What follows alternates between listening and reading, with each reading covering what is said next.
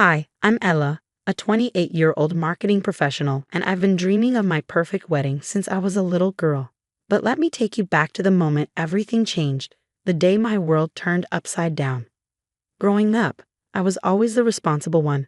My little sister Lily, she was the golden child, the center of our parents' universe. Not that I minded much. We each had our roles to play, but nothing could have prepared me for the betrayal that shook me to my core. I remember walking into my parents' house one afternoon, excited to finalize the last few details of my upcoming wedding. As soon as I stepped inside, the smell of fresh paint and sawdust hit me. Confused, I wandered into the kitchen, which had been outdated just weeks before. Now, it looked like something straight out of a glossy home renovation magazine. "Mom, Dad, what's all this?" I asked, my voice bouncing off the brand new tiles. "Oh, sweetie, isn't it wonderful?" My mom gushed. "We decided it was time Lily had a kitchen worthy of a chef. You know how cramped her old one was." "Yeah, Ella, check this out. The space is incredible," Lily chimed in. Something cold settled in my stomach as I looked around. I didn't want to ask, but the words escaped me before I could stop them. Where did the money for this come from? My dad cleared his throat and looked away. Mom's tone was strangely firm as she replied, "Well, since Lily needed it more, it came from your wedding fund." My heart dropped. My wedding fund? The money you've been saving for me since I was born. I could barely get the words out as tears stung my eyes. "You used it for this without even asking." Lily's face fell. "Ella, I didn't know. I thought they had extra savings." "Enough," I snapped, sharper than I intended. I turned back to my parents, seeing the justification in their eyes. There was no point in arguing. They'd already made their choice. "I see where your priorities lie," I said coldly. "Consider yourselves uninvited to the wedding." "But Ella," my mom started. "No," I cut her off. "If my dreams mean this little to you, then I don't want you there." I walked out of that picture-perfect kitchen, each step away feeling like a crack in my heart. By the time I reached my car, the tears were flowing freely, but along with them came a new resolve, one as hard as the granite countertops that had replaced my wedding dreams. I would still have my wedding, but it would be on my terms, smaller, simpler, and entirely mine. As for my family, well, they made their choice. Now I was making mine, to build a life where I came first, starting with the one day that was supposed to be about me. After canceling my parents' invitations, I thought the drama might die down. But it only intensified. As I adjusted my wedding plans, rumors began to swirl. My parents were proudly showing off Lily's luxurious new kitchen, even going so far as to call it a better investment than a wedding. Can you believe they actually said that? My best friend Tara relayed, disbelief thick in her voice as we sat over coffee. "A kitchen is more important than your wedding." I let out a bitter laugh. Apparently, my life's biggest milestone is less significant than a remodel. Just when I thought my parents couldn't hurt me more, Tara shook her head. "It's unbelievable." It was in that moment, fueled by fresh anger, that I decided cutting them out of my wedding wasn't enough. They needed to feel the consequences of their actions, publicly. I needed an ally, someone who understood exactly what I was going through. Reconnecting with my Uncle Mike, who had distanced himself from the family years ago, was like finding a lifeline. He'd always been fed up with their shallow values. "You know, Ella," he said, "I've always known they favored Lily." "This is a whole other level," Mike said, his voice rough with disapproval, as we sat in his cozy, book-lined study. "Yeah, and now they're parading it around town like some kind of badge of honor," I replied, the frustration boiling inside me. "I can't just let this go." Mike leaned forward, his eyes narrowing. "What if we didn't let it go? What if we let everyone see them for who they really are?" His idea was simple but brilliant, a family reunion, the kind we hadn't had in years, hosted by him. Everyone would be there, and that's where we'd expose my parents. Planning the reunion gave me something to focus on other than my scaled-down wedding. Mike and I went through guest lists and old family contacts, sending out invitations that hinted at a big surprise. By the day of the reunion, my stomach was a knot of nerves as relatives filtered into Mike's large backyard, buzzing with curiosity. I spotted my parents arriving, looking confused but cautiously pleased by the attention. Once everyone had gathered, Mike clinked his glass, calling for silence. "Family," he started, his voice booming over the murmurs. We're here today to celebrate truth and transparency among us. My parents exchanged uneasy glances as Mike continued. And what better way to do that than to clear the air about some misconceptions? He turned to me and gave a small nod. I took a deep breath and stood up to face the crowd. Many of you have heard about or seen my sister Lily's new kitchen. I began trying to steady my voice. What you might not know is how it was funded. Whispers rippled through the crowd as I held up copies of bank statements and contractor bills, all clearly showing the trail of my wedding fund leading into the kitchen remodel. The money set aside for my wedding, since I was a child, was used without my consent. I continued. My dream was deemed less important than a set of fancy kitchen appliances.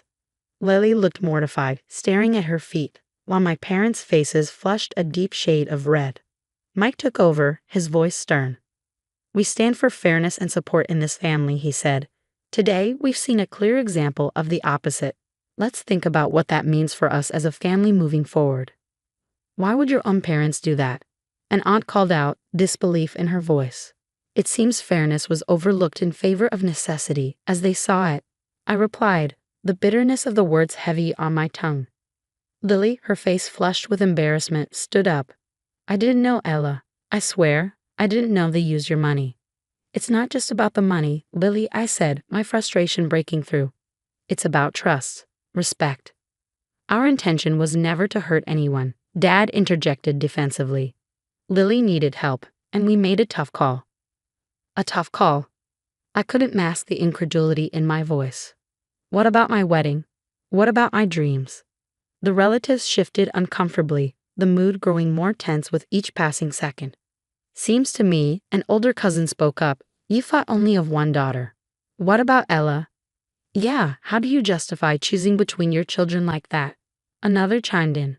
The confrontation grew heated, with voices overlapping as family members picked sides, some expressing sympathy, others outrage. Enough. Mike's voice cut through the clamor. This isn't just a family squabble over money. It's a revelation of priorities. Today, we saw where those priorities lie. For some of us. The crowd quieted, the tension thick in the air. My parents' usual confident demeanor crumbled under the weight of the disapproving glares from those around them. The festive atmosphere of the reunion had been replaced by a somber, uncomfortable tone. Relatives began to trickle out, offering me sympathetic glances and pats on the back. I'm sorry, Ella, Lily muttered as she passed by, unable to meet my eyes. Don't be, I replied. It's not your fault. But it's clear now, I need to step away from them. The drive home was quiet. My earlier resolve to expose the truth now mingled with a deep sadness. But amid that sadness, there was a strange sense of relief. The truth was finally out, and with it, the chance to rebuild not just my wedding plans, but my life, free from the shadows of favoritism and silent resentment. After the reunion, the fallout was immediate and far-reaching. Whispers of betrayal echoed through the community, painting my parents in a light they had never expected to be seen in. Walking through town became a gauntlet of hushed conversations and sidelong glances. At the grocery store or the post office, I'd overhear snippets like, "Did you hear about the Johnsons? They pulled from their daughter's wedding fund for a kitchen remodel." Yeah, and at the expense of their other daughter, poor Ella. The community's judgment was a cold comfort. It wasn't joy I felt. Validation came slowly. But it was there, a recognition that the pain I had endured was seen, even if by strangers. One brisk Saturday morning, I ran into Lily at the local market. She approached hesitantly, a basket hanging awkwardly on her arm. "Ella, Save it, Lily. I'm not in the mood," I interrupted, trying to keep my voice steady. "I just wanted to say I'm sorry," she said softly. "I really didn't know." "Whether you knew or not doesn't change what happened," I replied, my tone flat. "They chose Lily, they always choose. And somehow, I'm always the one paying the price." Lily looked down, hurt filling her eyes, but this time I didn't soften. I couldn't. I need space, Lily, space to heal and rebuild my life without the chaos our parents seemed to bring. She nodded slowly, stepping back. "I understand.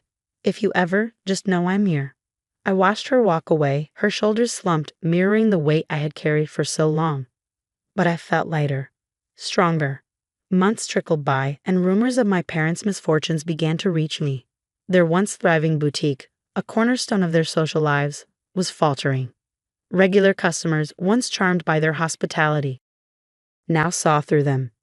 The Johnsons? No thanks, I'd overhear. Can't trust them after what they did to their daughter. As their reputation crumbled, so did their financial stability. Whispers of bankruptcy surfaced, a stark contrast to the life of comfort and privilege they had always known. In the midst of their downfall, I found my rise. My wedding day arrived, not with the pomp and grandeur I once imagined, but with a genuine, heartfelt celebration.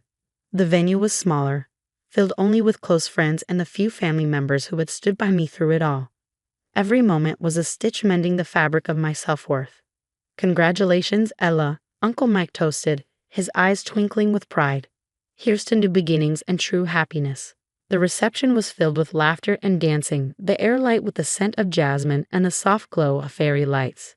It was perfect, not despite its simplicity, but because of it. My career flourished as well, taking exciting new turns. Promotions came, and with them, opportunities to speak at marketing panels, sharing my experiences and inspiring others who faced their own professional challenges. My life, once filled with the toxic chaos of unmet expectations, was now full of choices I made for myself, surrounded by people who uplifted me rather than used me. One evening, I sat on my balcony, a cool breeze playing with the chimes, reflecting on the journey that had brought me here. Betrayal had been a brutal teacher, but the lessons of self-worth and resilience were invaluable. As I turned my gaze to the stars, I realized that sometimes the hardest trials forge the strongest souls. My parents' choices had set everything in motion, but it was my own choices that defined my ending. And in that quiet moment, I knew I had chosen well. That wraps up Ella's journey of facing betrayal and finding her own path to happiness. What do you think of her decision to cut ties with her family? Was it the right choice, or could things have been handled differently? Share your thoughts in the comments below. Don't forget to like this video if you enjoyed the story and subscribe to the channel for more vivid tales like this one. Your support helps us bring more stories to life.